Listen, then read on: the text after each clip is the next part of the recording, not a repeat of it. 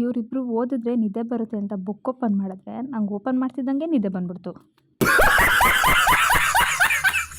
ಬೆಳಗ್ಗೆ ಬೇಗನೆ ಎದ್ದು ಹೇರ್ ಸ್ಟೈಲ್ ಆರ್ಡರ್ ಇತ್ತು ಅಂತ ಹೋಗಿದ್ದೆ. ಹೇರ್ ಸ್ಟೈಲ್ ಮುಗಿಸ್ಕೊಂಡು ಅಲ್ಲಿಂದ ನಾನು ಡಾರ್ಲಿಂಗ್ ನೋಡೋಕ್ಕೆ ಅಂತ ಹೋದೆ.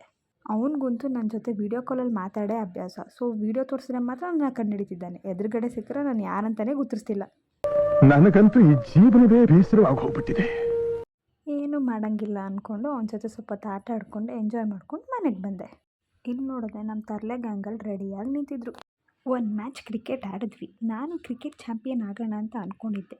ಬಟ್ ಬೇರೆಯವ್ರಿಗೆ ಅವಕಾಶ ಸಿಗಲಿ ಅಂತ ಬಿಟ್ಕೊಟ್ಬಿಟ್ಟೆ. ನಮ್ಮ ತರಲೆ ಗ್ಯಾಂಗಲ್ಲ ನಮ್ಮ ಜೊತೆನೂ ರೀಲ್ಸ್ ಮಾಡಿ ಅಕ್ಕ ಅಂತ ಕೇಳೋದು. ಸೊ ಅದಕ್ಕೆ ಇವತ್ತು ಅವ್ರನ್ನ ಪಾರ್ಕಿಗೆ ಕರ್ಕೊಂಡು ಹೋಗ್ತಾ ಇದ್ದೆ.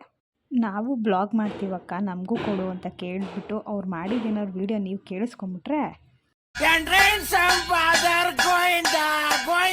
ಇವತ್ತು ನಮ್ಮ ತರಲೆ ಗ್ಯಾಂಗ್ ಯಾರು ಅಂತ ಹೇಳ್ಬಿಟ್ಟು ನಿಮಗೆ ಇಂಟ್ರೊಡ್ಯೂಸ್ ಮಾಡಿಕೊಡ್ತೀನಿ.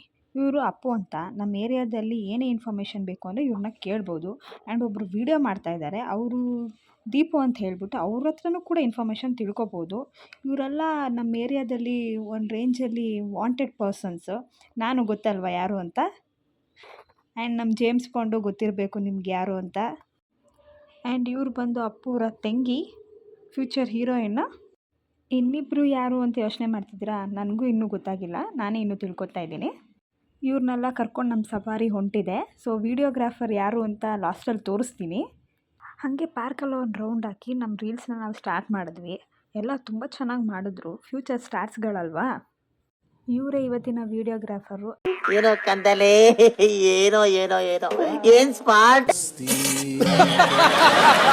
ಹಾಗೆ ಒಂದು ಪಾರ್ಕೆಲ್ಲ ರೌಂಡ್ ಹಾಕ್ಕೊಂಡು ಎಂಜಾಯ್ ಮಾಡ್ಕೊಂಡು ಮನೆಗೆ ಬಂದ್ವಿ.